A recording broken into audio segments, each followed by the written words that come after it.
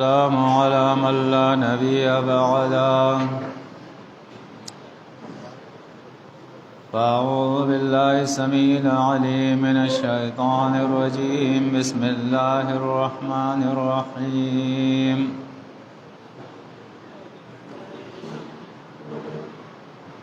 قل الله أعلم بما لبثوا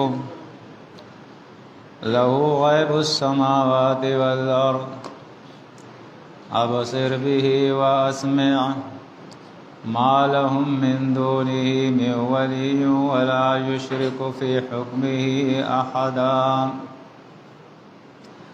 واتل ما أوحي إليك من كتاب ربك لا مبدل لكلماته ولن تجد من دونه ملتحدا.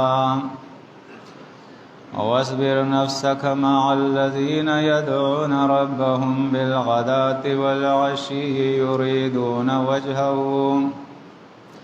يريدون وجهه ولا تعد عيناك عنهم تريد زينة الحياة الدنيا ولا تطع من أغفلنا قلبه عن ذكرنا واتبع هواه وكان أمره فرطا.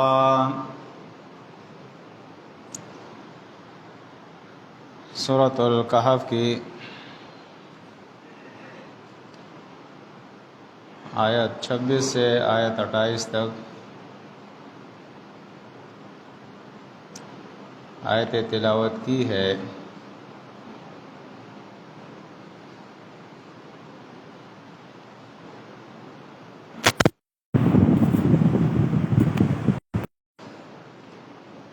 سورۃ الکہف کے اندر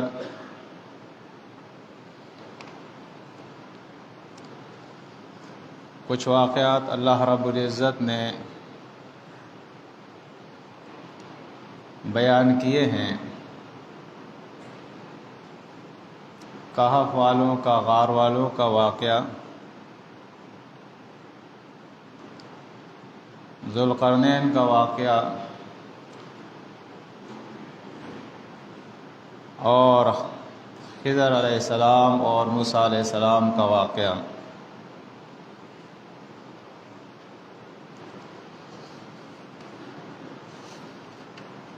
نبی کریم صلی اللہ علیہ وسلم سے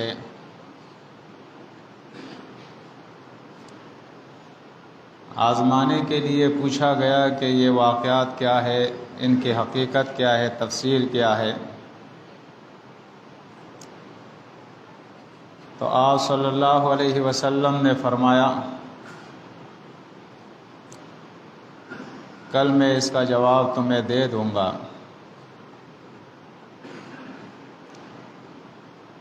آپ وحی کے انتظار میں تھے لیکن وحی آئی نہیں.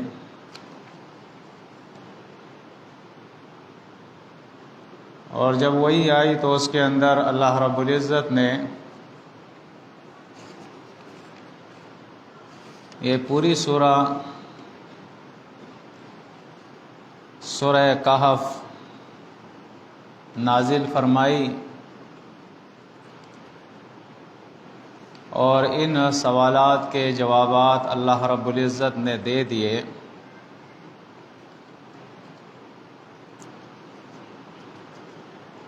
لیکن ساتھ میں اللہ رب العزت نے نبی کریم صلی اللہ علیہ وسلم سے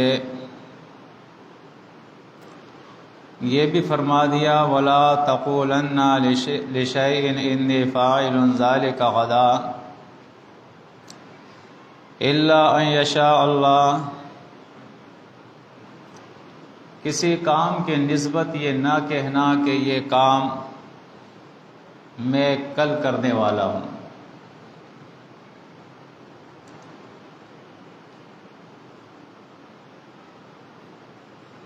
بلکہ یہ کہا کرو کہ اگر اللہ چاہے گا. اور یہ وہ تعلیم تھی کہ اس کے بعد نبی کریم صلی اللہ علیہ وسلم نے اپنے صحابہ کو بھی یہ تعلیم دی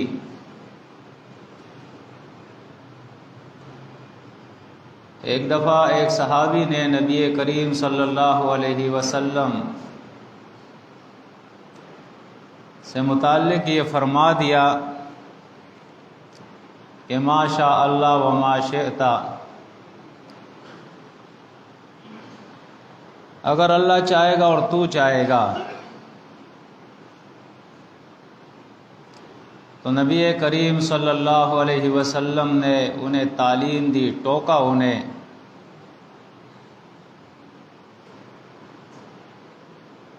اجعلتنی مع اللہ ندا، کیا تو مجھے اللہ کے ساتھ ند بناتا ہے؟ بلکہ یہ کہا کر ما شاء اللہ، اللہ چاہے گا تو یہ کام ہوگا۔ یہ مت کہا کر کہ اے نبی تو چاہے گا تو یہ کام ہوگا۔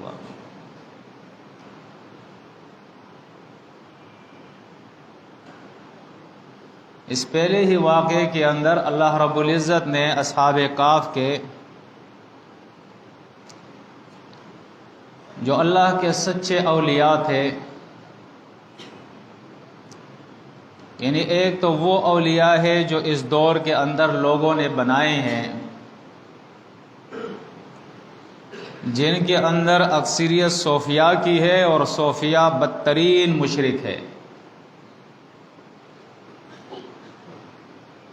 ان کا دین دین شریعت کے بجائے دین طریقت ہے، اور ان کا بنیادی عقیدہ یہ ہے کہ یہ جتنی بھی کائنات ہے یہ اللہ کے علاوہ اس میں کچھ نہیں ہے، حقیقت میں یہ اللہ ہی ہے، الیاذ باللہ۔ یہ اللہ کا سایہ ہے،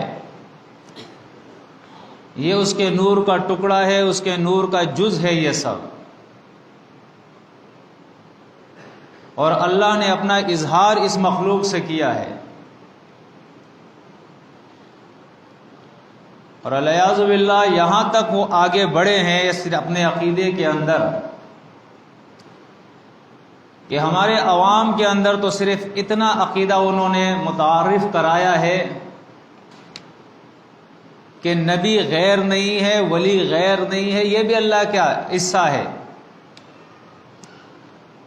یہ بھی اللہ کے چہیتے ہیں، یہ بھی اللہ کے نور کے ٹکڑے ہیں، یہ اس کے ماں سوا یا اس سے غیر نہیں ہے یہ۔ لہذا ان کو پکارنا، ان کو حاضر ناظر سمجھنا، ان کو عالم الغیب سمجھنا، ان سے حاجتیں مانگنا، یہ کوئی شرک نہیں ہے، یہ عین ایسی ہے جس طرح اللہ کو ہم پکارتے ہیں، الیاذ باللہ۔ لیکن ان صوفیاء کے کتاب اس بات کے اوپر دال ہے کہ یہ اپنے اس عقیدے کے اندر اتنے پختہ اور اتنے آگے بڑھ گئے تھے کہ الیاذ باللہ یہ کہتے تھے کہ کائنات کی ہر چیز یہ اللہ ہے، حقیقت میں یہ اللہ ہے۔ یہاں تک ہی آگے بڑھ گئے الیاذ باللہ، ثم الیاذ باللہ، کفر کی بات ہے یہ کہ یہ خنزیر اور یہ کتا اور اس کا گو، یہ بھی الیاذ باللہ یہ اللہ کا حصہ ہے، یہ بھی وہی ہے، یہ بھی اس کے علاوہ نہیں ہے۔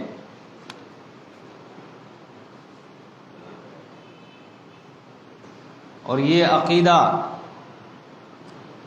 آپ یقین جانیے اس امت کے اندر اتنا راسخ کر دیا گیا ہے کہ آپ کو بڑے بڑے دانشور، بڑے بڑے اسکالر، بڑے بڑے ادیب اور دینی اسکالر، جن کے بارے میں آپ اس طرح کا سوچ بھی نہیں سکتے، تصور بھی نہیں کر سکتے، جیسے اس دور کے اندر ڈاکٹر اسرار احمد صاحب ہے، ان کی وفات ابھی ہو گئی ہے۔ ایک زبردست مقرر تھے وہ، یہ بالکل صحیح بات ہے، اہل علم بھی تھے، مطالعہ بھی تھا ان کا، لیکن ان کا بنیادی عقیدہ یہ تھا جب وہ صوفیزم کے اوپر جاتے تھے اور بیان کرتے تھے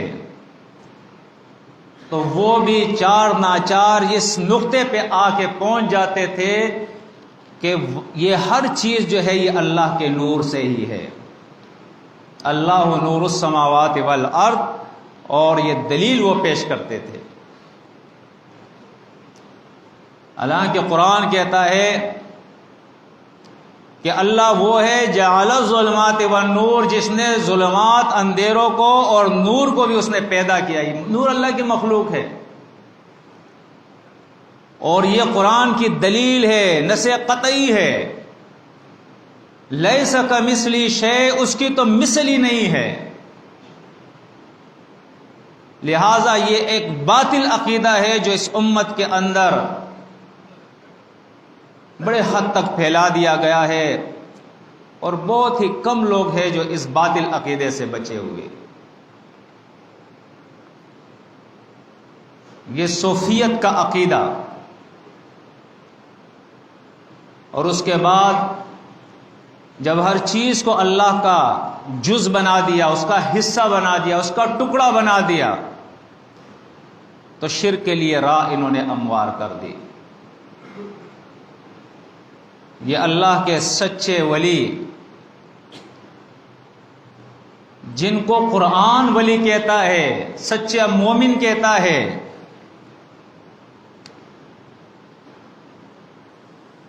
ان کا واقعہ اللہ رب العزت نے مشرکین مکہ کے لیے بھی، اہل کتاب کے لیے بھی، اور آج کی دنیا کے لیے بھی عبرت بنایا ہے، تعلیم کا ذریعہ بنایا ہے. لیکن پاگل لوگ کہاں قرآن سنتے ہیں؟ دیوانے اور مجنون قرآن کہاں سنتے ہیں؟ آپ قرآن سنائے وہ کہتے ہیں قلوبنا غلف، ہمارے دل پردوں میں ہیں، ہم یہ باتیں نہیں سنتے ہیں. ورنہ آپ آج بھی مشاہدہ کر لے، قرآن کی آیت سنائے، ان کے شرک پہ رد کرے، کبھی بھی وہ نہیں سنیں گے.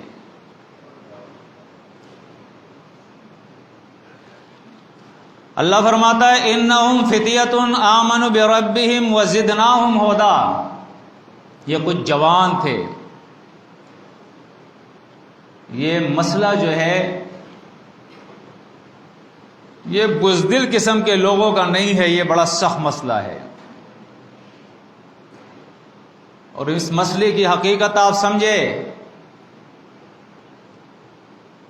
یہ صرف اس حد تک بھی نہیں ہے کہ ہم کہیں کہ قبروں کی پوجا پاٹ شرک ہے،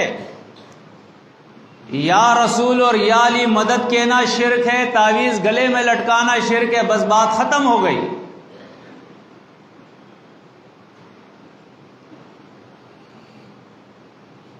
انبیاء صرف اس لیے نہیں آئے تھے کہ اللہ کا جزوی تعارف کرے اور جزوی رد کرے شرک کے اوپر. انہوں نے کل توحید بیان کی اور کل شرک کے اوپر رد کیا ہے.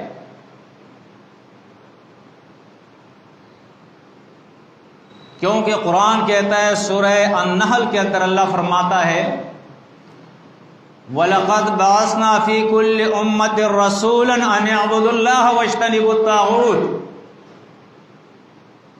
أَنِ اعْبُدُوا اللَّهَ.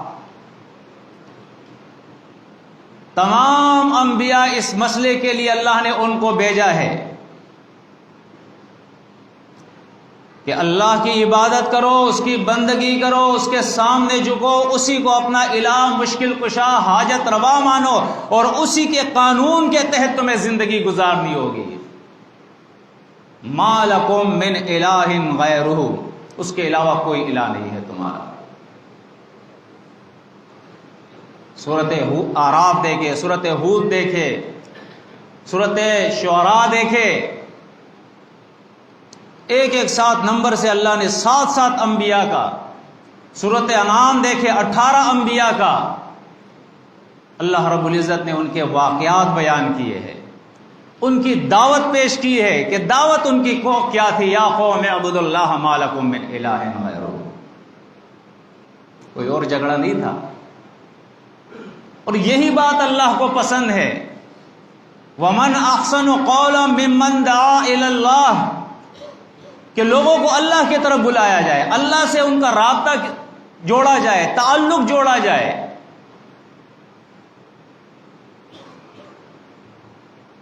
انبیاء نے کبھی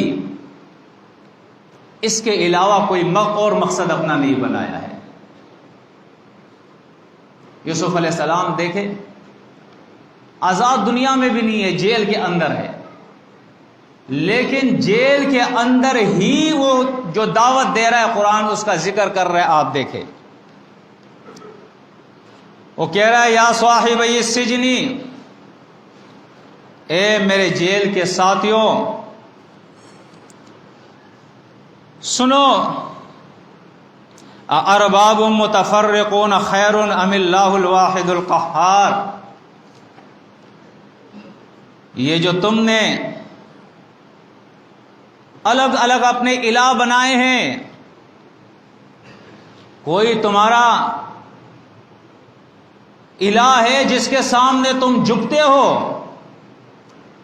کوئی تمہارا الہ ہے اس سے تم اپنی حاجتیں مانگتے ہو, اور کوئی تمہارا سیاسی الہ ہے جو ملک کا انتظام چلاتا ہے. فرمایا یہ تمہارے الگ الگ الہ جو ہے یہ بہتر ہے, ام اللہ الواحد القہار, یا وہ اللہ جو اکیلا بھی ہے اور ہر کام پر قادر بھی ہے, ہر کام وہ کر سکتا ہے, اس کے دسترس سے اس کی قدرت سے کوئی چیز باہر نہیں ہے. اور آپ دیکھیں اس سے پہلے اس نے ان کے دماغ کو واش کیا ہے, ان کا برین واش کیا ہے, اور کہا ترکت ملت قوم لا یؤمنون باللہ وہم بالآخرۃ ہم کافرون, یہ جو ہماری قوم جو نہ اللہ پر ایمان رکھتی ہے نہ آخرت پر ایمان رکھتی ہے, اس ملت اس قوم کی ملت کو میں نے چھوڑ دیا ہے. اور وہ ملت جس کے لیے اللہ نے خود ان اللہ اصطفیٰ من الملائکۃ رسلا ومن الناس, خود اللہ نے نامنیٹ کیا ہے لیڈروں کو, رہنماؤں کو, اماموں کو, پیشواؤں کو, جو اللہ کے انبیاء ہیں اس کے رسول ہیں. میں نے ان رسولوں کی پیروی اختیار کی, ان کی جماعت کے اندر میں شریک ہو گیا. اور وہ کون تھے؟ ابراہیم علیہ السلام, اسحاق علیہ السلام, یعقوب علیہ السلام. اور کہا ما کان لنا ان نشرک باللہ من شیء, یہ بات ہمارے لیے کسی طور پہ جائز نہیں ہے کہ ہم اپنے رب کے ساتھ کسی چیز کو بھی شریک ٹھہرائے. ذالک من فضل اللہ علینا, یہ اللہ کی بڑی مہربانی ہے ہمارے اوپر. اور یہ مہربانی وہی شخص محسوس کرے گا جو آنکھیں رکھتا ہو, جو کان رکھتا ہو, جو دل اور دماغ رکھتا ہو, جس کے دماغ میں بھوسا نہیں بھرا ہو, جس کی آنکھوں پر مفاد کی پٹیاں نہیں آئی ہو, جو آخرت کے بجائے دنیا کا دلدادہ نہ ہو. ایسے لوگوں کو پتہ ہوتا ہے کہ اپنے رب کو اکیلا الہ ماننے کے فائدے کتنے ہیں, کتنے فائدے.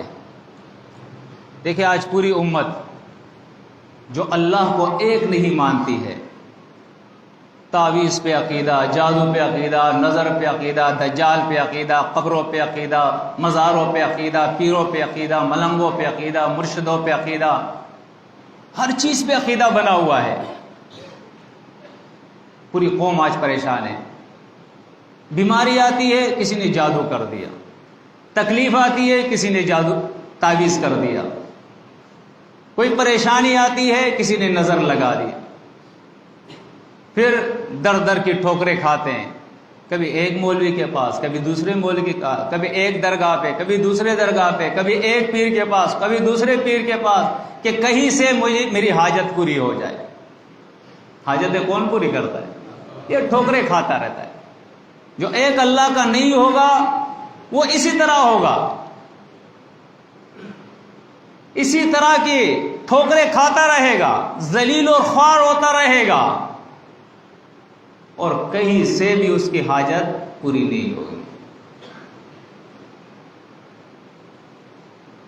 اس کے علاوہ آپ دیکھیں، جس نے چودھری کو الہ بنایا ہے وہ اس کا غلام بن کے پوری زندگی ضلالت کے اندر گزارتا ہے، جس نے کسی وڈیرے کو الہ بنایا ہے وہ اس کا غلام بن گیا اور پوری زندگی اس کی ضلالت میں گزرتی ہے، اور کسی نے کسی سیاسی لیڈر اور سیاسی پارٹی کو الہ بنایا ہے تو وہ اس کے اندر غلامی کی زندگی گزار کے پوری زندگی اس کی امیدیں اسی کے اوپر لگی ہوتی ہے کہ ان کی حکومت آئے گی تو مجھے یہ مل جائے گا، مجھے یہ مل جائے گا، مجھے یہ مل جائے گا۔ بیچارے کو ملتا بھی نہیں ہے، بس اسی امید کے اندر وہ دنیا سے چلا جاتا ہے۔ لیکن مومن آپ دیکھیں، مومن پر تکلیف آتی ہے، وہ کہتے ہیں یہ میرے اعمال کی خرابی ہے، اے اللہ تیرے طرف میں رجوع کرتا ہوں، لیکن ایمان ہوتا ہے کہ یہ تکلیف آئی اللہ ہی کی طرف سے ہے، اور اس تکلیف کو دور کرنے والا بھی اللہ ہی ہے، کوئی اور نہیں ہے۔ کوئی بھی حاجت ہوتی ہے اپنے گھر کے اندر مصلی بچھاتا ہے، 2 رکعت نفل پڑھتا ہے، فرض پڑھتا ہے، اس کے بعد جو ہے اللہ رب العزت سے مانگتا ہے، کہیں جانا نہیں پڑتا ہے اس کو۔ دینی لحاظ سے آپ دیکھیں، سیاسی لحاظ سے آپ دیکھیں، آج یہ بیچارے در در کی ٹھوکریں کھا رہے ہیں، لیکن مومن آپ دیکھیں کیسے سکون کی زندگی گزار رہا ہے۔ وہ جہاں بھی جاتا ہے کھڑا ہوتا ہے، یہ کہتا ہے یا قوم اعبدوا اللہ ما لکم من الہ غیرہ، یہ نہیں کہتا ہے آؤ ہماری پارٹی میں، ہمیں ووٹ دو، ہمارے ساتھ آ جاؤ، نہیں نہیں، وَإِلَٰهُكُمْ إِلَٰهٌ وَاحِدٌ، لوگو تمہارا الہ ایک اللہ ہے، وہی تمہارا مشکل کشا ہے، اسی سے اپنی حاجتیں مانگو۔ مَا لَكُم مِّنْ إِلَٰهٍ غَيْرُهُ، اس کے علاوہ کوئی تمہارا الہ نہیں ہے۔ دل کو سکون اس کے ہوتا ہے کہ میں اپنے اللہ کی تعریف بیان کر رہا ہوں، لوگوں کو اپنے اللہ کی طرف بلا رہا ہوں۔ اسے یہ پریشانی نہیں ہوتی ہے کہ بھائی حکومت کس کی آئے گی، جس کی بھی آ جائے، وہ بھی طاغوت، یہ بھی طاغوت، وہ بھی مشرک، یہ بھی مشرک، وہ بھی اللہ کا باغی، یہ بھی اللہ کا باغی، میں اپنا کام کروں گا۔ کوچوں میں، بازاروں میں، سڑکوں میں، ہر جگہ کھڑے ہو کر یہی کہوں گا وَإِلَٰهُكُمْ إِلَٰهٌ وَاحِدٌ۔ صحابہ کرام، ان کی تاریخ ہمارے سامنے، پہلے آپ یہ دیکھ لیں، یوسف علیہ السلام جو دعوت ان کے سامنے رکھ رہے، اس کے بعد کہہ رہے ما تعبدون من دونہ الا اسماء، یہ جن کو تم پکارتے ہو، جن سے تم حاجتیں مانگتے ہو، جن سے تم خوف کھاتے ہو اور امیدیں رکھتے ہو، جن کی پوجا پاٹ کر رہے ہو، جن کی اطاعت کر رہے ہو، عبادت میں یہ ساری چیزیں آ جاتی ہے، یہ تو نام ہے جو تم نے رکھے ہیں۔ سمیتموہا انتم و آباؤکم، تمہارے بڑوں نے رکھے ہیں۔ ما انزل اللہ بہا من سلطان، اللہ نے ان پر کوئی دلیل نازل نہیں کی ہے۔ ان الحکم الا للہ، یہ نقطے کی بات ہے۔ اور سنو، حکم صرف کس کا ہے؟ اللہ کا ہے، فیصلہ صرف اللہ کا چلے گا، قانون صرف اسی کا چلے گا، حکومت صرف اسی کی چلے گی اس زمین کے اوپر۔ امر اللہ تعبد الا ایاہ، اور اس کا حکم یہ ہے کہ عبادت کس کی کرنی ہے؟ اللہ کی کرنی ہے۔ ذالک الدین القیم، دیکھو اس کو دین کہا ہے، اس کو کیا کہا ہے؟ اس کو دین کہا ہے۔ ہمیں پورا دین لے کے چلنا ہے۔ ہمارے دین کے اندر مسجد بھی ہے اور مسجد میں نماز پڑھنا بھی ہے، لیکن ہمارے دین کے اندر تجارت بھی ہے، ہمارے دین میں شادی اور بیاہ بھی ہے، ہمارے دین میں میت بھی ہے، ہمارے دین میں رشتے ناطے بھی ہے، ہمارے دین کے اندر کاروبار بھی ہے، اور ہمارے دین کے اندر سیاست بھی ہے، ہمارے دین کے اندر ملکی نظام چلانا بھی ہے۔ اس کو دین کہتے ہیں، جو پوری زندگی پر آئی ہوئی ہے، پوری زندگی، جس کو ضابطۂ حیات کہتے ہیں۔ ذالک الدین القیم، یہ ہے وہ صحیح اور سیدھا دین، وہ صحیح اور سیدھا دین، ولیکن اکثر الناس لا یعلمون، لیکن اکثر لوگ نہیں جانتے ہیں۔ ایک مسئلے میں وہ صحیح ہو جاتے ہیں، اہل توحید ہوتے ہیں، تو بیسوں شرک اس کے اندر پیچھے اور موجود ہوتے ہیں جس کی ان کو خبر نہیں ہوتی ہے۔ بہرحال یہ مسئلہ جس نے بیان کیا ہے، میں اختصار کرتا ہوں، چاہے وہ اصحاب کہف ہو، جب وہ اپنے قوم کے سامنے اور بادشاہ وقت کے سامنے کھڑے ہوئے ہیں تو انہوں نے ان کے سامنے دعوت رکھی۔ اللہ فرماتا ہے وَرَبَطْنَا عَلَىٰ قُلُوبِهِمْ اِذْ قَامُوا فَقَالُوا رَبُّ السَّمَاوَاتِ وَالْأَرْضِ لَن نَّدْعُوَ مِن دُونِهِ إِلَٰهًا لَقَدْ قُلْنَا إِذًا شَطَطًا۔ اللہ فرماتا ہے ان کے دل کو ہم نے باہم مربوط کر دیا، مضبوط کر دیا۔ یہ کچے دلوں کے، کمزور دلوں کا کام نہیں ہے۔ بادشاہ وقت کے سامنے کھڑے ہونا اور ایک بہت بڑی تعداد عوام کی ان کے سامنے کھڑے ہونا اور ان کے عقیدے پہ چوٹ لگانا اور ان کے سامنے اللہ کی توحید اور حق دین اور سچا اور خالص دین بیان کرنا، یہ آسان کام نہیں ہوتا ہے، یہ بغیر اللہ کی مدد کیے نہیں ہو سکتا یہ کام۔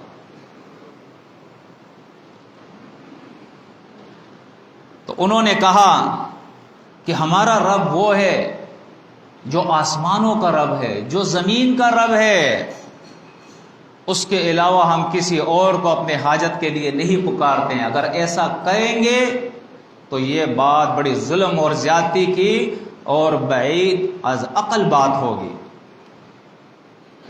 یہ بات ہم نہیں کر سکتے ہیں۔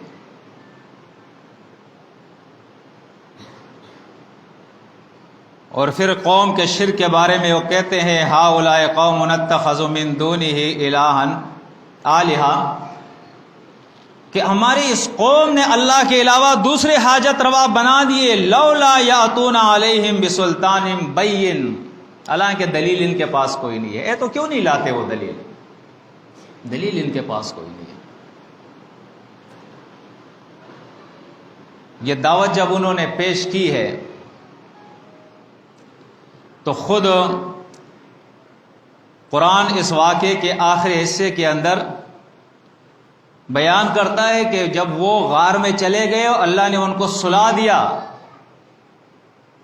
اور کئی سالوں تک وہ اس غار کے اندر پڑے رہے، سوئے رہے، اللہ رب العزت نے ان کو سلا دیا، پوری تفصیل اس کی ہے۔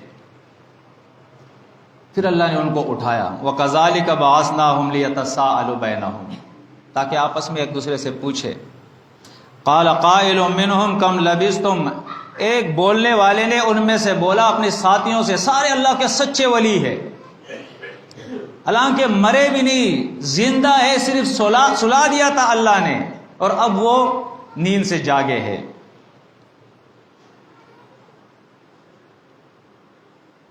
کم لبثتم، تم یہاں کتنی مدت رہے ہو اس غار کے اندر؟ قالوا لبثنا یوما او بعض یوم، اب آپ دیکھیں پوچھا ایک نے تھا، جواب سارے اولیاء دے رہے، لبثنا یوما او بعض یوم، یا تو ایک دن یا دن کا کچھ حصہ ہم یہاں رہے۔ 309 سال وہ رہے اور وہ کہہ رہے کہ ایک دن یا ایک دن کا حصہ ہم یہاں رہے ہیں۔ اور آج ہمارے یہاں کیا کہتے ہیں؟ انبیاء عالم الغیب، اولیاء عالم الغیب، حاضر ناظر، سب کچھ سے باخبر۔ یہ 12 ربیع الاول ہے، آپ نے دیکھا کس فخر کے ساتھ روڈوں اور کوچوں کے اندر، گلیوں میں، بازاروں میں اظہار شرک کیا گیا، اور بعض تو انہوں نے ایسی قوالیہ اور ایسے نعت بنائے ہیں کہ الامان الحفیظ، آپ یقین جانیے اللہ کا تو تصور ختم کر دیا انہوں نے۔ تو ہی غفور، تو ہی رحیم، تو ہی کریم، اور اسی سے ساری اپنی حاجتیں مانگ رہے ہیں، اور ایسا لگتا ہے کہ اللہ رب العزت سے تو کوئی تعلق ہی نہیں ہے۔ کہتے ہیں وہ شعر بھی انہوں نے بنایا ہے کہ اللہ کے پاس توحید کے علاوہ کیا ہے، ہمیں جو لینا ہے لے لیں گے محمد سے، ہمیں جو بھی لینا ہے وہ محمد سے لے لیں گے۔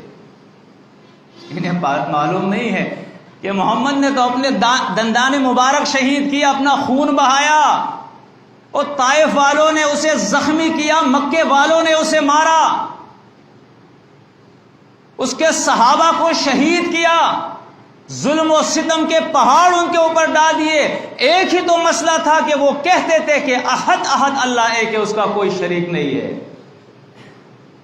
اور یہی جو آج مشرک ہے، اسی طرح کے مشرک نبی کریم صلی اللہ علیہ وسلم سے کہا کرتے تھے یسب محمد آلہتنا، کہ یہ محمد ہمارے آلہہ کو گالیاں دیتا ہے، یہ گستاخی کرتا ہے ابراہیم علیہ السلام کی شان میں، اسماعیل علیہ السلام کی شان میں، حبل نائلہ اور لات اور منات کی شان میں یہ گستاخیاں کرتا ہے۔ ما سمعنا بہذا فی آبائنا الاولین، یہ محمد جو کہتا ہے یہ باتیں تو ہم نے اپنے بڑوں سے نہیں سنی ہے۔ ما سمعنا بہذا فی ملت الاخرہ، یہ کتنے فرقے اور جماعتیں ہیں، کسی فرقے اور جماعت سے ہم نے یہ بات نہیں سنی جو یہ کہہ رہا ہے کہ بس اللہ ایک ہے، اس کے سوا کوئی مانتا ہی نہیں کسی چیز کو۔ یہی تو مسئلہ تھا، یہی تو ان کی دشمنی تھی۔ اور بڑی پتے کی بات میں آپ کو بتاؤں، اسی سورہ کہف کے اندر آپ دیکھیں، یہ اصحاب کہف جب اٹھے ہیں اور اپنے ایک آدمی کو باہر بھیج رہے ہیں روپیہ دے کر کے یہ جاؤ اور کچھ لے آؤ کھانے کے لیے، لیکن دیکھنا کسی کو خبر ہماری نہیں دینا، اگر خبر دو گے تو وہ پھر کیا کریں گے؟ کہتے ہیں یرجموکم او یعیدوکم فی ملتہم، اگر کسی کو خبر ہو گئی کہ یہ یہاں ہے، یہ وہی لوگ ہیں جو کہتے ہیں اللہ ایک ہے، اس کا کوئی شریک نہیں، تو یہ تمہیں سنسار کر دیں گے یا زبردستی تمہیں اپنے شرک والے دین کے اندر دوبارہ واپس کر دیں گے۔ لیکن ہوا کیا؟ جو توحید کا مسئلہ اصحاب کہف نے اٹھایا تھا، جس توحید کے مسئلے کے جرم پر انہیں غار کے اندر پناہ لینی پڑی تھی، جس کے لیے وہ ان کو قتل کرنے کے در پہ تھے، لیکن جب انہیں معلوم ہوا کہ اس غار کے اندر کچھ لوگ ہیں جو یہی باتیں ہمیں، حالانکہ وہ اب بعد کے لوگ آئے تھے، انہیں اس کا پتہ نہیں تھا، وہ ان کے ابھی چھوٹے تھے، وہ بڑے تو چلے گئے تھے، تو شرک کے اندر اور زیادہ وہ مضبوط ہو گئے تھے۔ جب انہیں معلوم ہوا تو انہوں نے کیا کہا؟ فَقَالُوا ابْنُوا عَلَيْهِمْ بُنْيَانًا، اس کے اوپر کوئی عمارت بناتے ہیں۔ قَالَ الَّذِينَ غَلَبُوا عَلَىٰ أَمْرِهِمْ لَنَتَّخِذَنَّ عَلَيْهِمْ مَسْجِدًا، اور اس وقت جو لوگ پاور میں تھے، طاقت میں تھے، اکثریت میں تھے، اہل جمہوریت جو تھے، انہوں نے کیا کہا کہ ہم اس غار کے اوپر اب مسجد بنائیں گے، سجدہ گاہ بنائیں گے۔ اس کے بارے میں اللہ کے نبی کی حدیث بھی ہے، لعن اللہ الیہود والنصارى اتخذوا قبور انبیائہم وصالحہم مساجدا، اللہ کی لعنت ہو ان یہود و نصارہ کے اوپر کہ انہوں نے اپنے نبیوں اور ولیوں کی قبروں کی پوجا پاٹ کی ہے، اسے سجدہ گاہ بنایا ہے۔ اس وقت بھی انہوں نے، آپ دیکھے، ایک طرف ان کو قتل کر رہے ہیں جب وہ توحید کا مسئلہ ان کے سامنے بیان کر رہے ہیں، پھر وہی لوگ جب وفات پاتے ہیں تو ان کے وفات کے بعد انہی کی قبروں کو پختہ بنا کے وہاں پوجا پاٹ شروع کر دیتے ہیں۔ عجیب بات ہے یا نہیں؟ ہر دور میں ایسا ہوا ہے۔ نصرانیوں کی بات کرتے ہوئے نبی کریم صلی اللہ علیہ وسلم فرماتے، مسلم کی حدیث ہے، ان ہؤلاء، اللہ کے نبی نے فرمایا، اذا مات فیہم الرجل الصالح بنوا علی قبرہ مسجدا اولئک شرار الخلق عند اللہ۔ ان نصرانیوں میں، کرسچن میں بھی جب اللہ کا کوئی نیک آدمی وفات پاتا ہے تو یہ کیا کرتے ہیں، اس کے قبر کو پوجا پاٹ کے لیے بناتے ہیں، اسے تعمیر کرتے ہیں، درگاہ اور مزار استانہ بناتے ہیں، پوجا پاٹ شروع کر دیتے ہیں۔ اللہ کے نبی نے فرمایا یہ لوگ اس زمین کے اوپر بدترین لوگ ہیں جو نبی اور ولیوں کی قبروں کی پوجا پاٹ کر رہے ہیں۔ آج لوگوں کو فخر ہے کہ ہم قبروں کی پوجا پاٹ کر رہے ہیں، ہم نبی اور ولیوں سے مانگ رہے ہیں، ہم انہیں عالم الغیب سمجھ رہے ہیں۔ پتہ لگ جائے گا تمہیں جب اللہ کے سامنے جاؤ گے۔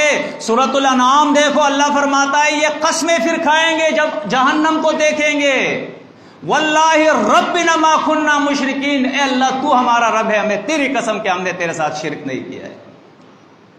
اور اس کے بعد جب اللہ ان کے اوپر گواہیاں پیش کرے گا تو پھر کہے گا کہ ٹھیک ہے ہم مانتے ہیں یہ قصور ہم سے ہو گیا، اب دنیا میں دوبارہ لوٹا دے، اب ایسا نہیں کریں گے۔ دیکھیے سیدھی سادی بات ہے، ایک شخص کہتا ہے میں اولیاء کو مانتا ہوں، انبیاء کو مانتا ہوں۔ کیسے مانتے ہو جی؟ 12 ربیع الاول منا رہا ہوں، جشن منا رہا ہوں، یا رسول اور یا علی مدد کے نعرے لگا رہا ہوں، ان کے نام کی نظر و نیاز کر رہا ہوں، انہیں عالم الغیب سمجھ رہا ہوں۔ اس کے بعد کیا کرتے ہو؟ پوری زندگی نہ نبی کا طریقہ نہ ولی کا طریقہ۔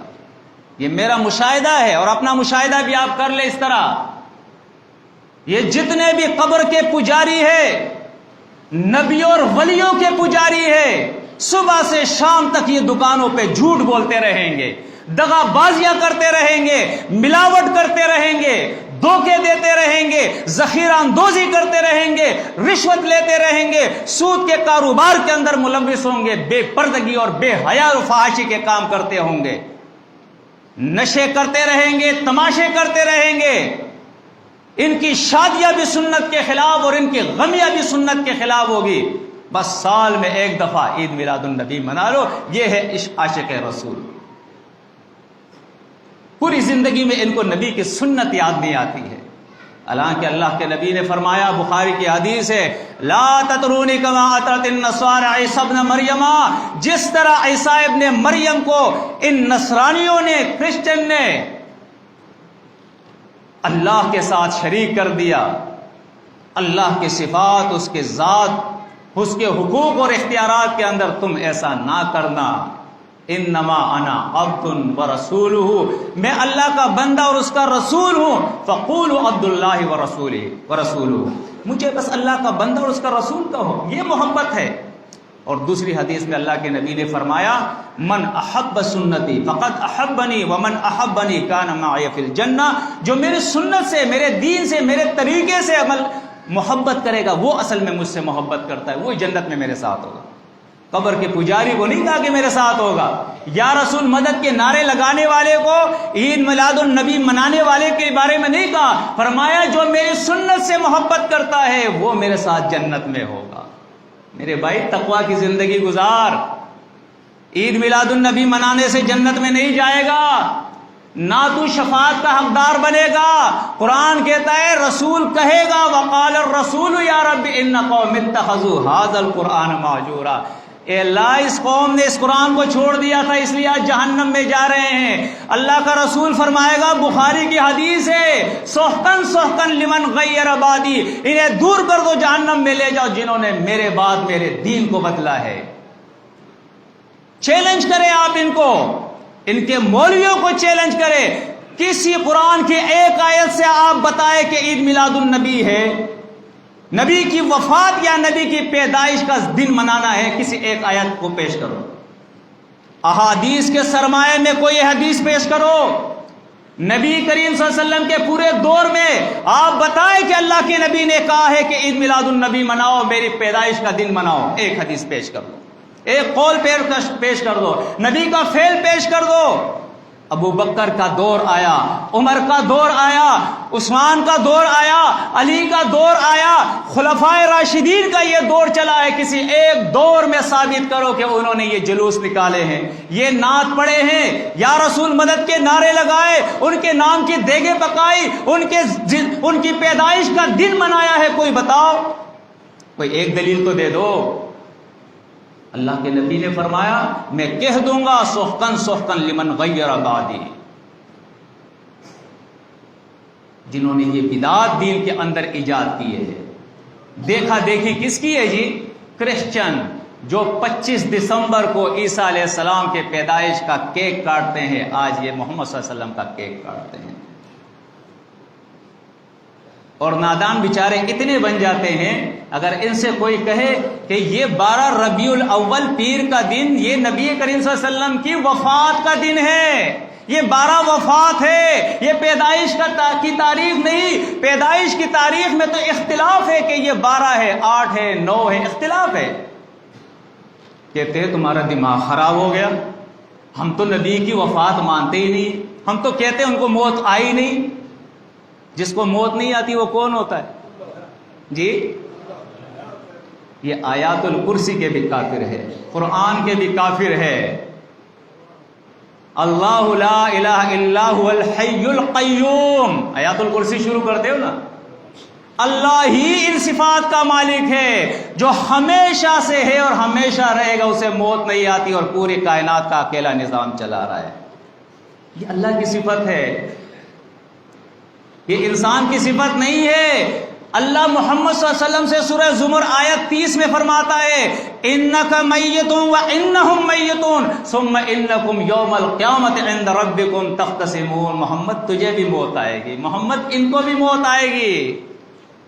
سورۃ انبیاء دیکھیں، وَمَا جَعَلْنَا لِبَشَرٍ مِّن قَبْلِكَ الْخُلْدَ أَفَإِن مِتَّ فَهُمُ الْخَالِدُونَ كُلُّ نَفْسٍ ذَائِقَةُ الْمَوْتِ۔ نبی، کسی انسان کے لیے ہم نے ہمیشہ کی زندگی نہیں ٹھہرائی ہے، تمہیں بھی مرنا ہے، ان کو بھی مرنا ہے، ہر نفس کو مرنا ہے۔ کل من علیہا فان، اس زمین پہ جو ہے سب کے سب فنا ہونے والے ہیں۔ سمجھ میں نہیں آ رہا؟ اللہ کی کتاب پہ ایمان رکھے تو سمجھ میں آئے نا۔ قرآن کہتا ہے منہا خلقناکم وفیہا نعیدکم ومنہا نخرجکم تارۃ اخری۔ اے انسان، اس مٹی سے میں نے تمہیں بنایا، اس مٹی میں لوٹا کے مٹی کر دوں گا اور اس مٹی سے ہی تمہیں اٹھاؤں گا۔ جس طرح تمام انسان اٹھے گے، اس طرح محمد صلی اللہ علیہ وسلم فرماتے ہیں میں بھی اٹھوں گا، اور میں جب اٹھوں گا تو دیکھوں گا کہ میرے سے پہلے موسیٰ علیہ السلام کھڑے ہوں گے۔ سب بھی انسان تھے، انہیں موت آ گئی۔ قرآن کہتا ہے کوئی ہمیشہ نہیں ہے، لیکن آج یہ ایسے ان کے دماغ خراب ہو گئے اللہ کی کتاب سے نابلد، کہتے ہیں ہم تو نبی کی موت مانتے ہی نہیں ہیں، نبی کو تو موت آئی نہیں ہے۔ ارے ظالمو، جب نبی کو موت نہیں آئی قبر میں کیوں دفنایا اس کو؟ کیوں دفنایا؟ 1450 سال ہو گئے نبی قبر کے اندر ہے، اور تمہیں ہم 5 منٹ کے لیے کسی قبر میں دفناتے ہیں، تیار ہو اس کے لیے؟ بڑے سے بڑا عاشق رسول جس کا یہ عقیدہ ہو کہ نبی قبر میں زندہ ہے، ہم کہتے ہیں 5 منٹ کے لیے تم تیار ہو جاؤ، قبر کھوتے ہو، تمہیں اس کے اندر دفن کرتے۔ کوئی تیار ہو جائے گا؟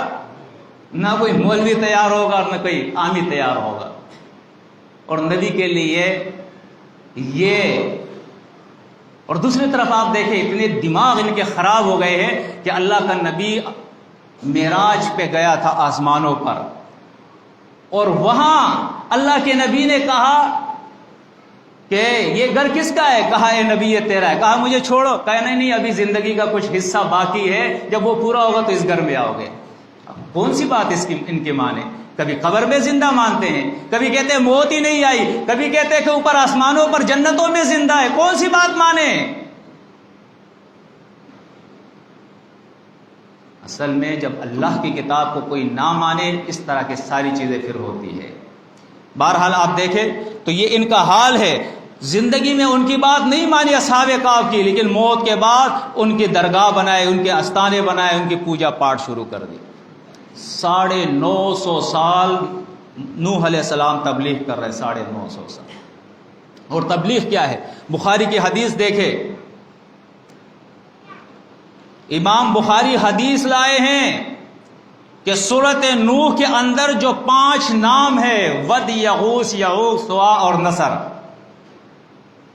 ان ہؤلاء قوما صالحین فی قوم نوح فلما ماتوا وقفوا علی قبورہم، یہ نوح علیہ السلام کے قوم کے 5 نیک آدمی تھے، اولیاء تھے اللہ کے۔ جب وہ مر گئے، یہ امام بخاری حدیث لائے ہیں، جب وہ وفات پا گئے، ان کی وفات کے بعد ان کی قبروں کو پختہ بنا کے ان کی پوجا پاٹ شروع کر دی.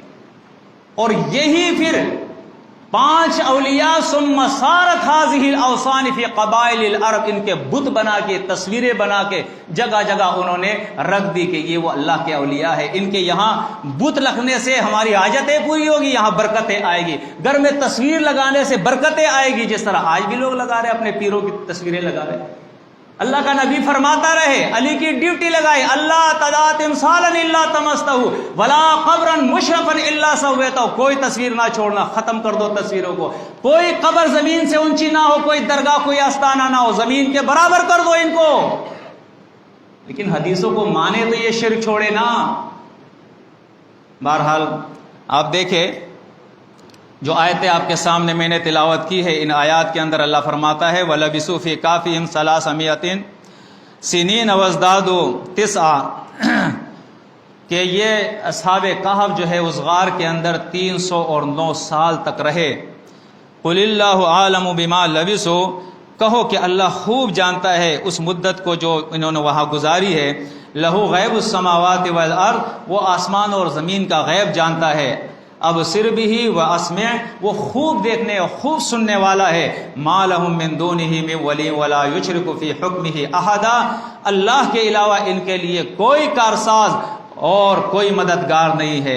ولا یشرک فی حکمہ احدا، اور وہ اپنے حکم میں بھی کسی کو شریک نہیں کرتا. ابھی ایک بات اور آپ سمجھ لیں،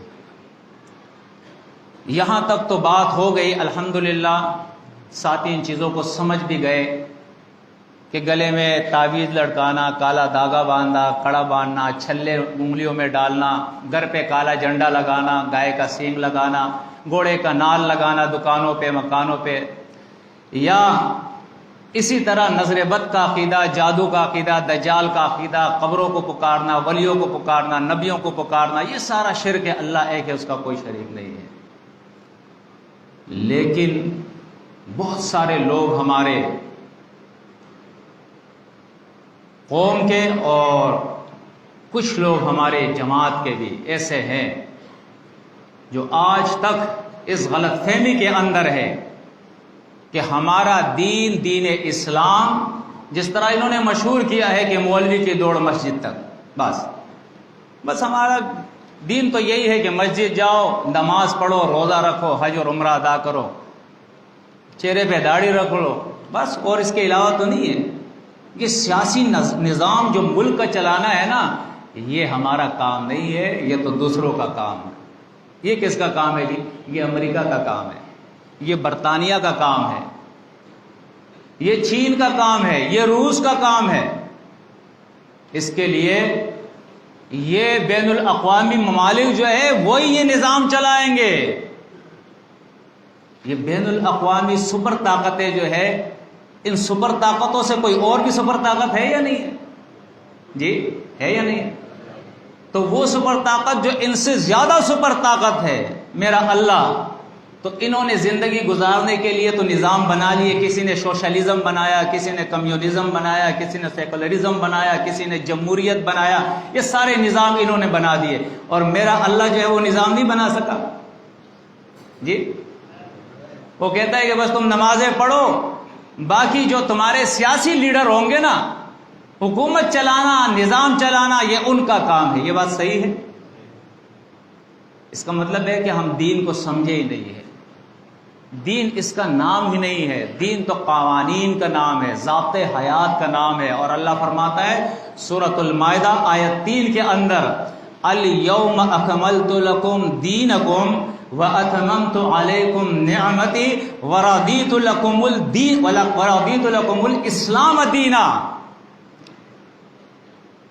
فرمایا آج ہم نے تمہارے لیے زندگی گزارنے کے تمام قوانین مرتب کر کے مکمل کر دیے ہیں، نازل کر کے مکمل کر دیے ہیں، اور اپنی نعمتوں کو تم پہ تمام کر دیا ہے.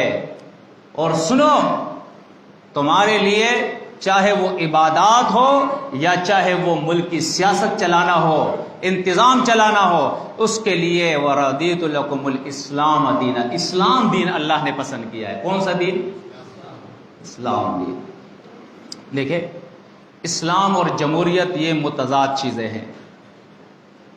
جو شخص کہتا ہے میں اسلام کا ماننے والا ہوں وہ جمہوریت کا کافر ہے۔ وہ کون ہے؟ جمہوریت کا منکر ہے وہ۔ جو کہتا ہے میں جمہوریت کا ماننے والا ہوں تو وہ اسلام کا کافر ہے، اسلام کا منکر ہے۔ دونوں ایک ساتھ ہو سکتے ہیں کہ وہ کہے میں اسلام بھی مانتا ہوں جمہوریت بھی مانتا ہوں؟ ایسے ہو سکتا ہے؟ ایسے اس لیے نہیں ہو سکتا ہے کہ اسلام حق ہے اور جمہوریت باطل ہے، اور اللہ نے منع کر دیا ہے وَلَا تَلْبِسُوا الْحَقَّ بِالْبَاطِلِ، حق و باطل کے ساتھ گڑمڑ مت کرو۔ دیکھیں، ہمارا دین دین اسلام، اس کے لیے اللہ نے انبیاء کا انتخاب کیا، اور سب سے آخر میں محمد الرسول اللہ صلی اللہ علیہ وسلم آئے۔ جب آپ آئے تو آپ اکیلے تھے۔ کتنے تھے؟ اکیلے تھے۔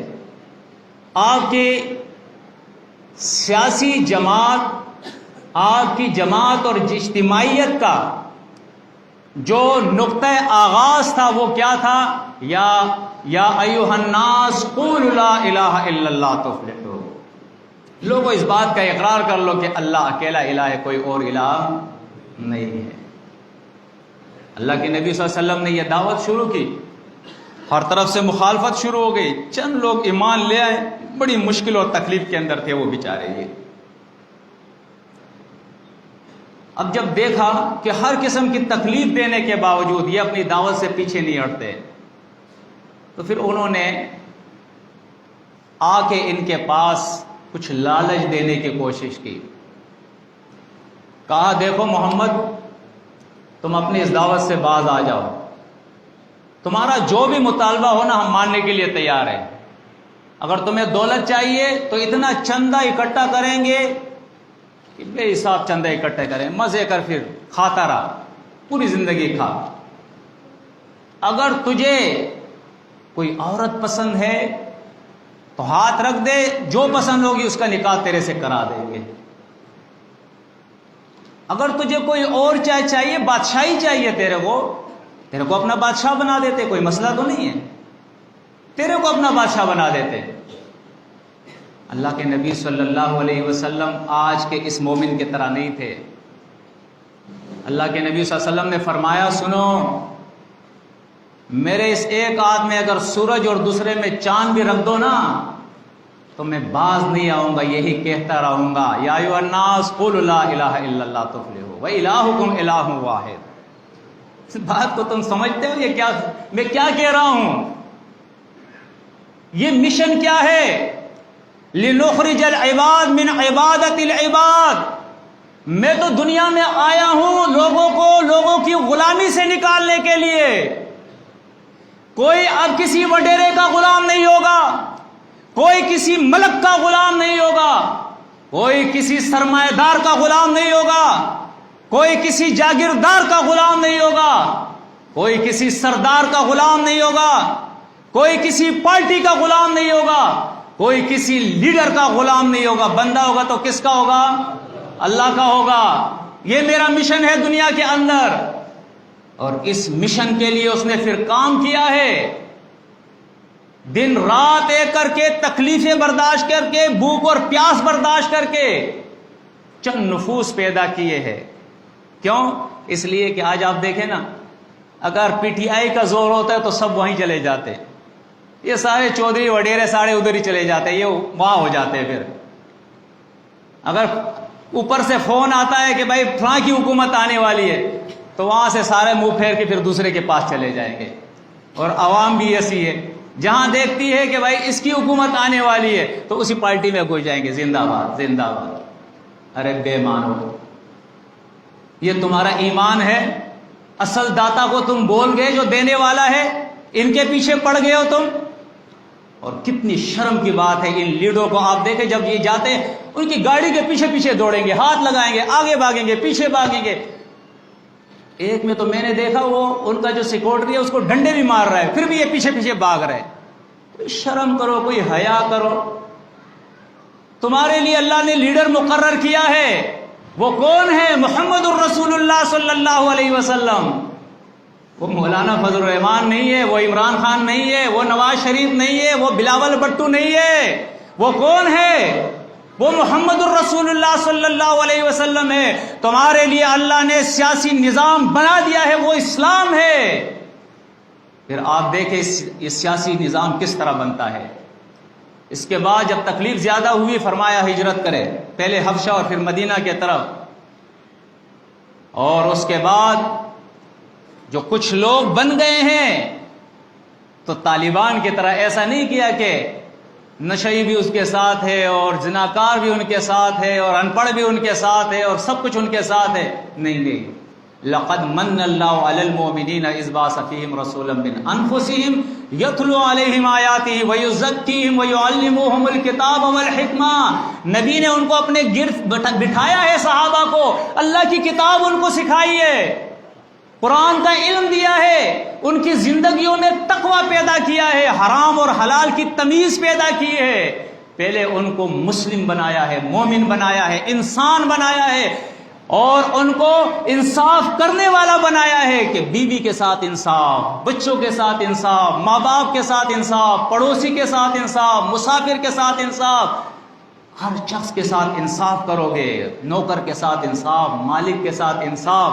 اس طرح انصاف کرنے والے انسان بنانے کے بعد پھر کہا کہ اب میدان قتال میں اترو، اللہ کے لیے جنگ کرنی ہے۔ کیسر اور کسرا جیسے لوگ، مشرکین مکہ جیسی طاقتیں ان کے سامنے ہے۔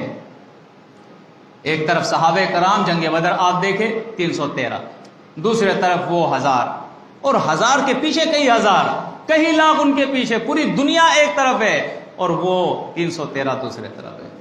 جنگ ہوئی ہے، اللہ نے غالب کر دیا ان کو۔ کیوں؟ یہ اللہ کا وعدہ ہے، یہ اللہ کا وعدہ ہے کہ تم اللہ کے دین کی مدد کرو گے، اللہ تمہاری مدد کرے گا، اور جب اللہ مدد کرے گا تو کوئی تمہارے اوپر غالب فلا غالب لکم، کوئی غالب نہیں آ سکے گا۔ یہ جنگیں ہوئی ہے، ایک کے بعد دوسری، دوسری تیسری چوتھی، اس طرح جنگیں ہوئی ہے، اور یہ وہ سیاسی نظام تھا جو قائم ہو گیا۔ اس نظام کا خلیفہ کون بن گیا، امیر کون بن گیا؟ محمد الرسول اللہ صلی اللہ علیہ وسلم۔ آپ نے دیکھا کہ الیکشن ہوا ہے یہاں؟ جی الیکشن ہوا ہے؟ الیکشن تو نہیں ہوا۔ آج بعض مذہبی جماعتیں کہتے ہیں کہ بھائی ہم وہاں پہنچ کے نا پھر اسلام نافذ کریں گے۔ ارے جھوٹے، جن لوگوں سے تو نے ووٹ لیا ان کے عقیدے خراب، وہ حرام خور، وہ گمراہ قسم کے لوگ، ان کی اکثریت گمراہوں کی، ان سے ووٹ لے کر تم جا کے ایوانوں میں پہنچ کے تم اسلام کو نافذ کرو گے؟ تمہاری فوج آواز لگاتی ہے نعرہ حیدری یا علی، وہ تمہارے دانت توڑ دیں گے اگر تم اسلام کی بات کرو گے۔ اس لیے امام مالک رحمت اللہ علیہ نے کہا کہ اس قوم کی اصلاح اسی طرح ہوگی جس طرح پچھلوں کی اصلاح ہوئی ہے، انبیاء نے کی ہے۔ سیاسی نظام اسی طریقے سے آئے گا، ووٹ سے، الیکشنوں سے نہیں آئے گا، کفریہ نظام سے نہیں آئے گا۔ آج دیکھیں آپ کے 2017 سے لے کر آج 2022 ہے، آپ کو پتہ ہے آپ کی قومی اسمبلی کے اندر 2017 میں جب نون کی حکومت تھی، اور اس کے بعد 2018 میں جب پی ٹی آئی کی حکومت آئی ہے، اور اب اس وقت پی ڈی ایم کی حکومت ہے جس میں تمام 13 جماعتیں شریک ہے، مولویوں سمیت، ایک بل پاس ہوا۔ کیا بل پاس ہوا؟ بڑی اکثریت سے پاس ہوا کہ مرد مرد سے نکاح کر سکتا ہے، عورت عورت سے نکاح کر سکتی ہے، مرد جو ہے وہ خسرے سے، اجڑے سے بھی نکاح کر سکتا ہے، کوئی پابندی نہیں ہے۔ اب سینٹ میں جانے کی اس کی تیاری ہے۔ یہ اسلام نافذ ہو رہا ہے؟ یہ جھوٹے کہتے ہیں کہ ہم ایوانوں میں پہنچ کے ارے تم کیا اسلام نافذ کرو گے؟ تمہارا بابا تمہارے سر پہ کھڑا ہوا ہے ڈالر ہاتھ میں لے کر، اور دوسرے طرف جو ہے وہ بم لے کر کھڑا ہوا ہے کہ میری مانو گے تو یہ ڈالر تمہیں ملے گا، اگر نہیں مانو گے تو میزائل ملیں گے۔ تمہاری یہ شکل ہے کہ تم ان کا مقابلہ کرو گے؟ اس کے لیے ابو بکر صدیق جیسا آدمی چاہیے، عمر جیسا آدمی چاہیے، عثمان اور علی رضی اللہ تعالی عنہم جیسے آدمی چاہیے، جو اللہ پر ایمان لائے، آخرت پر ایمان لائے، جو موت سے نہیں ڈرے، جو دنیا کی لالچ نہ کرے، جن کا تعلق اللہ کے ساتھ ہو، ایسے لوگ چاہیے اس کے لیے۔ اور اس کا طریقہ یہی ہے، سب سے پہلے تبلیغ، اس کے بعد ہجرت، اور اس کے بعد قتال فی سبیل اللہ۔ الیکشنوں سے اسلام نہیں آتا ہے۔ قرآن کہتا ہے وَلَا يُشْرِكُ فِي حُكْمِهِ أَحَدًا، اللہ اپنے حکم میں کسی کو شریک نہیں کرتا ہے، اس نے دین مکمل کر دیا ہے۔ اسی بات کو آپ دیکھیں، یہ سورۃ شورى کی آیتیں دیکھیں۔ اول اللہ رب العزت ابتدا کے اندر انبیاء کا ذکر فرماتے ہیں،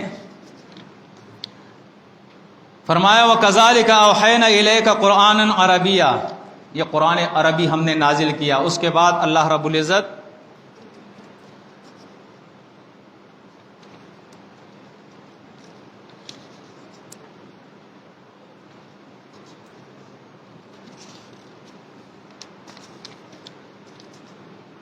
انبیاء کا ذکر کرتا ہے، اور انبیاء کے ذکر کے بعد اللہ رب العزت بیان فرماتا ہے ام لہم شرکاء شرعوا لہم من الدین ما لم یأذن بہ اللہ، یعنی اول تو اللہ نے یہ بات واضح کر دی کہ جو دین میں نے تمہارے طرف بھیجا ہے یہ کون سا دین ہے؟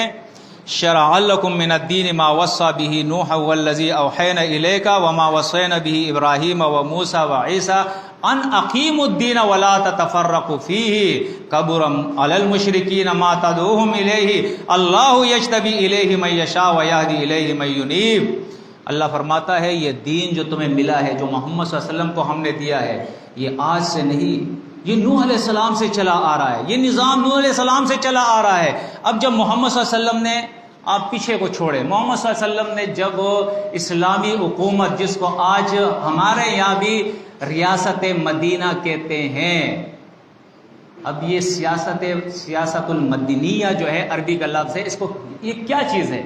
سیاست خود عربی کا لفظ ہے اللہ کے بندو، اس کا معنی ہوتا ہے شہر کا نظام چلانا، ملک کا نظام چلانا، اور یہ خود تسلیم کرتے ہیں کہ ریاست مدینہ، اب ریاست مدینہ جب قائم ہوئی ہے تو اس کے لیے جو ایوان بنا ہے، سینٹ بنا ہے، ایوان بنا ہے، جہاں فیصلے ہوتے تھے، کیا وہ چیزیں نہیں تھی؟ کیا وہاں وہ جھگڑوں کے فیصلے نہیں کرتے تھے؟ ان کے یہاں عدالتیں نہیں تھی؟ وہ راستے نہیں بناتے تھے؟ وہ فلاحی کام نہیں کرتے تھے؟ وہ تعلیم اور تربیت کا کام نہیں کرتے تھے؟ وہ تو سب کچھ کرتے تھے، وہ تو سب کچھ کرتے تھے۔ تو اس کا مطلب ہے کہ انہوں نے جو دین چھوڑا ہے وہ مکمل دین ہے، بلکہ میں کہتا ہوں وہ دین جو اسلام ہے، نبی لے کے آئے ہیں، وہ دین تمہارے ان بدماشوں کے پاس نہیں ہے۔ وہ دین، ورنہ تم کسی بھی لیڈر سے پوچھ لو، آپ یقین جانیں یہ بڑی افسوس کی بات ہے۔ ایک دن میں ایک ویڈیو دیکھ رہا تھا فیس بک کے اوپر، سراج الحق جو ہے وہ صلاۃ العید ادا کر رہا ہے، حالانکہ وہ جماعت اسلامی دینی لحاظ سے یعنی سب سے آگے ہے، یا جمعیت علماء اسلام ہے، جمعیت علماء پاکستان ہے، یا یہ جماعت اسلامی ہے، یہ مذہبی جماعتیں ہیں، لیکن جب وہ صلاۃ العید ادا کر رہا تھا، آپ یقین جانیں صلاۃ العید کے اندر جو ہے وہ ایسے الٹ پلٹ ہو گیا کہ بیچارے کو پتہ ہی نہیں لگا کہ تکبیر مجھے کہنی ہے، ہاتھ اٹھانے ہیں نہیں اٹھانے ہیں، رکوع میں جانا ہے، کیا کرنا ہے، بالکل اس کو کچھ پتہ نہیں تھا۔ یہ ان کی حالت ہے۔ اور جب ہم ایسے لوگوں سے جن کا تعلق ہی نہیں ہے، جیسے مثال کے طور پہ عمران خان ہے، اب عمران خان کا دین کیا ہے آپ کو پتہ ہے؟ وہ جب بابا فرید کے قبر پہ جاتا ہے تو ابھی دور ہوتا ہے، پہلے سے وہ جھک جاتا ہے، سجدے میں گر پڑتا ہے، ایسا ہے یا نہیں؟ ایک دن صحافی نے اس سے پوچھا کہ جی آپ قبر پہ جھکتے ہیں اور یہ تو شرک ہے، اور آپ تو کہتے ہیں کہ اللہ کے ساتھ شرک نہیں کرنا چاہیے۔ نہیں، آپ سمجھے نہیں، میں صوفیہ سے بڑا متاثر ہوں، اور خاص طور پر میں نے بابا فرید کی کتابیں جو ہے نا اسٹڈی کی ہے، اس سے میں بہت زیادہ متاثر ہوں، اس لیے یہ میں اس کی تعظیم کرتا ہوں۔ آپ بتائیں، مردہ اس کی تم تعظیم کرتے ہو، زمین پہ گر کے سجدہ کرتے ہو، نبی کے سامنے ایک صحابی آتا ہے صرف جھک جاتا ہے تھوڑا سا، اللہ کا نبی فرماتا ہے یہ کیوں ایسا کیا؟ اسلام میں اللہ کے علاوہ کسی اور کے سامنے یہ تعظیم ہے ہی نہیں، بلکہ صحابہ نبی کریم صلی اللہ علیہ وسلم آتے ہیں، آپ بیٹھے ہوئے نبی کو دیکھ کے کھڑے ہو جاتے ہیں تو اللہ کا نبی فرماتا ہے لا تقوموا لی، تعظیم کے لیے میرے سامنے کھڑے نہ ہوا کرو۔ جب ایک شخص کو یہ بھی پتہ نہیں کہ بزرگ کون ہے اور بزرگوں کی تعظیم کیسے کی جاتی ہے۔ اسلام اور صوفیت کے اندر، صوفیزم کے اندر کیا فرق ہے؟ مطالعہ قرآن کا کرنا پڑتا ہے یا بابا فرید کے کتابوں کا کرنا پڑتا ہے؟ وہ اسلام کو کیا نافذ کرے گا بھائی؟ وہ ریاست مدینہ کیا نافذ کرے گا؟ کہتے جی نہیں، وہ چوروں اور ڈکیتوں اور ڈاکوؤں کے خلاف وہ جو ہے اٹھا ہوا ہے۔ بھائی وہ بھی چور اور اس کے گرد جمع ہو گئے تو وہ کون ہے؟ شاہ محمود قریشی پہلے کہاں تھا؟ یہ شیخ رشید پہلے کہاں تھا؟ یہ پرویز خٹک پہلے کہاں تھا؟ یہ جتنے ہیں پہلے کہاں تھے؟ یہ شیری مزاری پہلے کہاں تھی؟ اللہ کے بندوں کو ہوش سے کام لو، کوئی ہوش کے ناخون لو، یہ تم کہاں جا رہے ہو؟ انہی آیات کے اندر دیکھیں، یہ تو بہرحال سورۃ شورا کا میں ذکر کر رہا تھا، سورۃ کہف کی جو آیتیں میں نے آپ کے سامنے تلاوت کی تھی، ان کو دیکھیں اللہ اپنے نبی سے کیا فرماتا ہے۔ وَاتْلُ مَا أُوحِيَ إِلَيْكَ مِنْ كِتَابِ رَبِّكَ، لوگوں کے سامنے پڑھتے رہے وہ کتاب جو تیرے رب کے طرف سے وحی ہوئی ہے۔ تیرا یہ کام ہے میرے بھائی، خیرکم من تعلم القرآن وعلمہ، اسلام کا مجاہد بن، اسلام کا سپاہی بن، اسلام کا مبلغ بن، اللہ سے اجر لے، اپنے آخرت کے لیے کچھ کر لے۔ وَإِن مِّن شَيْءٍ إِلَّا عِندَنَا خَزَائِنُهُ وَمَا نُنَزِّلُهُ إِلَّا بِقَدَرٍ مَّعْلُومٍ، اللہ فرماتا ہے خزانے میرے پاس ہے، ہر چیز کی خزانے میرے پاس ہے، اور جو بھی میں نازل کرتا ہوں اپنے علم کے ساتھ نازل کرتا ہوں۔ وَفِي السَّمَاءِ رِزْقُكُمْ، تمہارا رزق کہاں ہے؟ اللہ کے پاس آسمانوں میں ہے، امریکہ کے اندر نہیں ہے، پاکستان کی حکومت کے پاس نہیں ہے، ان پارٹیوں کے پاس نہیں ہے۔ اللہ بیان فرماتا ہے اپنے نبی سے، لا مبدل لکلماتہ، اللہ کے فیصلوں کو کوئی بدلنے والا نہیں، ولن تجد من دونہ ملتحدا، اور کان کھول کر سنو، کہیں اور پناہ کی جگہ ڈھونڈو گے تو نہیں ملے گی اللہ کے علاوہ کوئی پناہ کی جگہ۔ ایک دن آنے والا ہے، پھر چیخو گے، چلاؤ گے، این المفر، کہاں ہے پناہ کی جگہ؟ پھر اس دن کہا جائے گا کلا لا وزر، اب پناہ کی کوئی جگہ نہیں ہے۔ اب بتاؤ لمن الملک اليوم، دنیا میں لوگوں کی بادشاہی تسلیم کرنے والے آج کس کی بادشاہی ہے؟ للہ الواحد القہار۔ تو یہ دنیا میں بھی تمہیں تسلیم کرنا پڑے گا کہ دنیا میں بادشاہی کس کی ہوگی؟ اللہ کی ہوگی، حکم اس کا چلے گا، فیصلہ اس کا چلے گا، اللہ کی کتاب کے فیصلے چلے گے۔ آپ کی عدالتوں کے اندر، آپ کی اسمبلی کے اندر اللہ کی کتاب کے خلاف کوئی قانون سازی نہیں ہوگی، اگر فیصلہ ہوگا تو اللہ کی کتاب کا ہوگا۔ ایسا ہے یا نہیں؟ اللہ اپنے نبی سے آگے فرماتا ہے، کیا فرماتا ہے دیکھیے، وَاصْبِرْ نَفْسَكَ مَعَ الَّذِينَ يَدْعُونَ رَبَّهُمْ بِالْغَدَاةِ وَالْعَشِيِّ، اللہ فرماتا ہے اے نبی، نفس اگر بے قرار ہو رہا ہے تو روکیے اس کو۔ اس لیے دوسرے طرف یہ کاروں میں، یہ جہازوں میں، یہ پیسے ہیں، یہ بہت کثرت سے لوگ ہیں، آدمی کا دل جو ہے کرتا ہے کہ میں بھی چلا جاؤں۔ تو اللہ اپنے نبی سے فرماتے ہیں روکیے اپنے نفس کو، روکیے کن لوگوں کے ساتھ؟ یدعون ربہم بالغداۃ والعشی، جو صبح اور شام بس اپنے رب کو ہی پکارتے ہیں، یریدون وجہہ، اپنے رب کو راضی کرنے کے لیے کوششیں کر رہے ہیں، ولا تعد عیناک عنہم، اور اپنی آنکھیں ان سے ہٹا کے کسی اور کے طرف نہ دراز کرے، کسی اور کے طرف نہ، کسی اور جماعت اور پارٹی کی طرف تمہاری آنکھیں نہیں دراز ہونی چاہیے۔ تمہارا تعلق، اللہ کے نبی نے بھی فرمایا، تلزموا جماعت المسلمین و امامہم، جماعت المسلمین سے تمہارا تعلق ہونا چاہیے اور ان کے امیر سے تمہارا تعلق ہونا چاہیے۔ تم کیسے مومن ہو کہ آدھے تیتے اور آدھے بٹے؟ یہاں آتے ہو میں اہل توحید ہوں، وہاں جاتا ہوں اور مشرکوں کے ساتھ تم مل جاتے ہو۔ کیا تم نے قرآن کی بات نہیں سنی ہے؟ وَلَا تَعَاوَنُوا عَلَى الْإِثْمِ وَالْعُدْوَانِ، دیکھو گناہ اور عدوان، زیادتی کے اندر، شرک کے اندر، ظلم کے اندر کسی کے ساتھ معاونت نہ کرنا۔ آپ کا یہ ایک ووٹ جو ہے نا، ایک ووٹ، یہ دنیا کا، اس ملک کا نظام تبدیل کرتا ہے، اور جب وہ نظام تبدیل کرے گا اس کے بعد اس میں جتنے بھی گناہ وہ اہل حکومت کرے گا، حکومت والے کریں گے، آپ اس کے اندر برابر کے شریک ہے۔ آج ہمارے مولویوں نے یہ بات مشہور کر دی ہے کہ جی ووٹ دینا تو فرض ہے، ووٹ دینا تو امانت ہے۔ ہم کہتے ہیں آپ صرف الیکشن ثابت کر دو، آپ کی بڑی مہربانی ہو، ووٹ تو دور کی بات ہے۔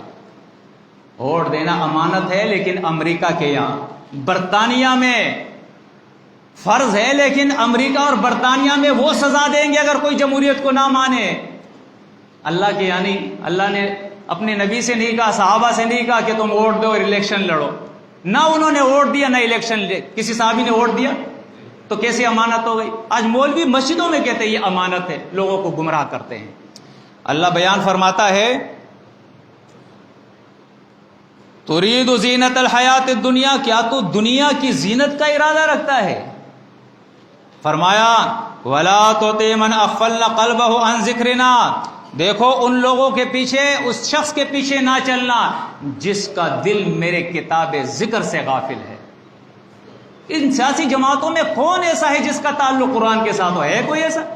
اس کا تعلق توحید کے ساتھ ہو، اس کا تعلق تقویٰ کے ساتھ ہو، اس کا تعلق سنت کے ساتھ ہو، اس کا تعلق اسلام کے ساتھ حقیقی تعلق ہو؟ کوئی ہے ایسا؟ کیوں ہمارا دماغ خراب ہو جاتا ہے، کبھی ایک کے ساتھ کبھی دوسرے کے ساتھ؟ اللہ بیان فرماتا ہے واتبع ہواہ، اور اس کا کام ہی اپنے خواہشات کی پیروی ہے، اللہ کی کتاب کی نہیں، اپنے خواہشات کی پیروی ہے۔ وکان امرہ فرطا، اور اس کا کام ہی حد سے آگے بڑھنا ہے، حد سے آگے بڑھنا ہے۔ تو میرے بھائیوں، یہ آخری نقطہ بھی آپ یاد رکھے، یہ آخری نصیحت بھی آپ یاد رکھے کہ ہماری سیاسی جماعت بھی کون سی ہے؟ اسلام ہے، جماعت المسلمین ہے، ہمارے امیر ہے، ہماری صبح و شام ادھر ہی، ہماری سیاست اس کے اندر ہی، ہمارے عبادات اس کے اندر ہی، ہمارے معاملات اس کے اندر ہی ہے، ہم اس سے باہر نہیں نکل سکتے ہیں۔ تلک حدود اللہ فلا تعتدوها، اللہ نے جو حد مقرر کی، اللہ فرماتا ہے اس سے باہر تمہیں نہیں نکلنا ہے۔ سبحانک اللہم و بحمدک، اشہد ان لا الہ الا انت استغفرک و اتوب الیک، وصلی اللہ علیہ وسلم۔